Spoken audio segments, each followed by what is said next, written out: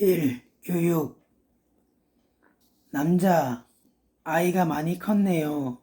몇 살입니까? 여자, 네, 아이가 9살이에요. 작년에 초등학교에 들어갔어요. 남자, 그래요? 이제 다 키우셨네요. 그럼 아이한테 따로 가르치는 게 있어요? 요즘은 아이가 초등학교 입학하기 전에 한글을 미리 가르치고 더 많은 과목을 가르치는 사람도 있더라고요.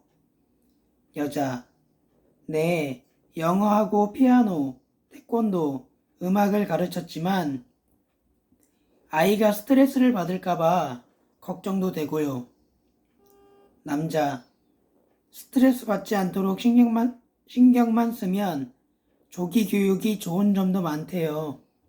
자신감도 키울 수 있고 이것저것 배우면서 소질도 빨리 발견할 수 있고요. 2. 한국의 전통 결혼식.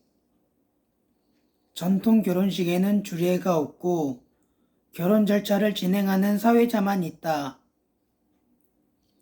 신랑과 신부는 혼례상을 마주보고 서로 절을 하고 술을 나눠 마시며 끝까지 함께할 것을 약속한다. 혼례상 위에는 대추와 밤, 소나무, 대나무, 기러기, 암탉과 수탉 등이 있다. 이러한 것들은 모두 특별한 의미를 가지고 있다.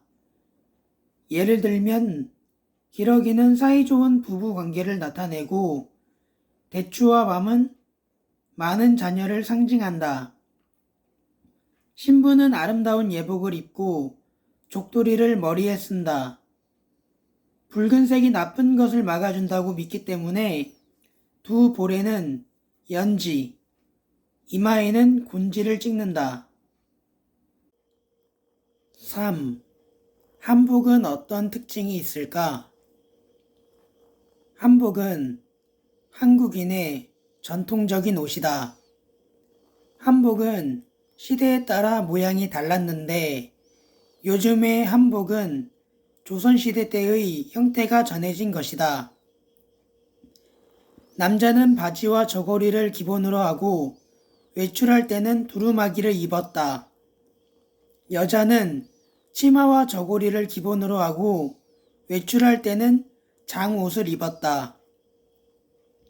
여름에는 삼배와 모시로 옷을 만들어 시원하게 입고 지냈으며 겨울에는 비단이나 솜으로 옷을 만들어 따뜻하게 입고 지냈다.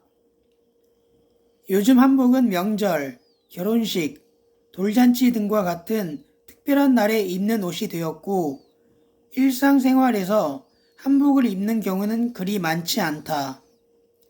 집 밖에서의 활동이 많기 때문에 한복을 입는 것이 다소 번거로울 수 있기 때문이다.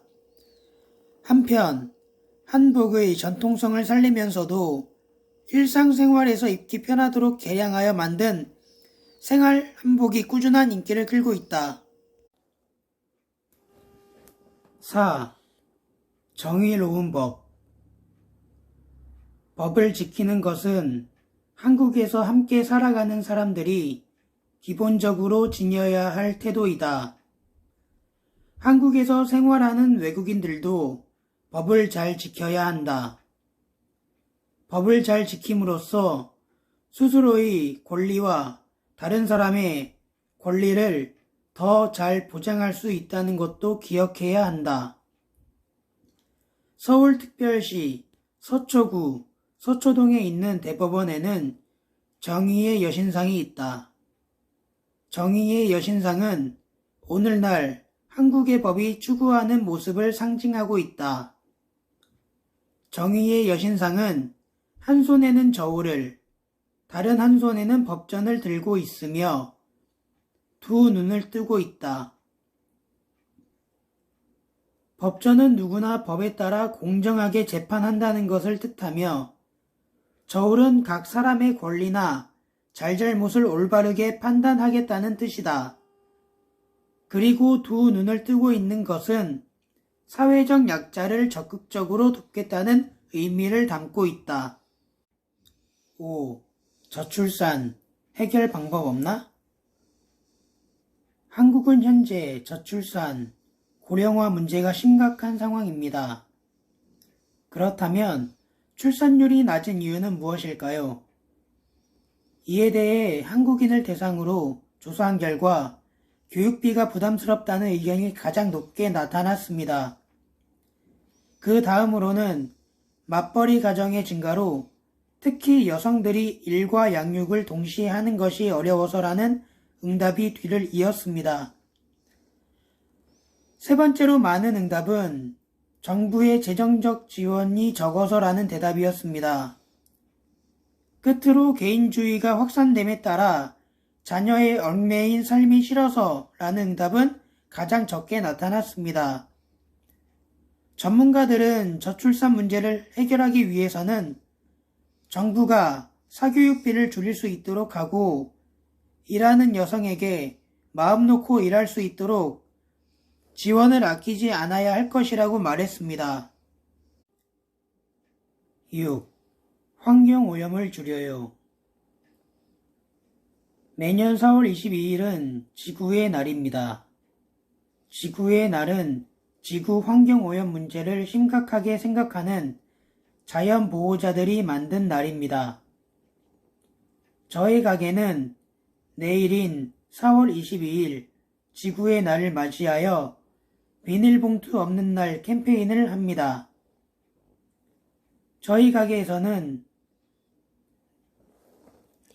내일 지구의 날을 맞이하여 비닐봉투를 제공하지 않으니 손님들께서는 장바구니를 준비해 주시기 바랍니다.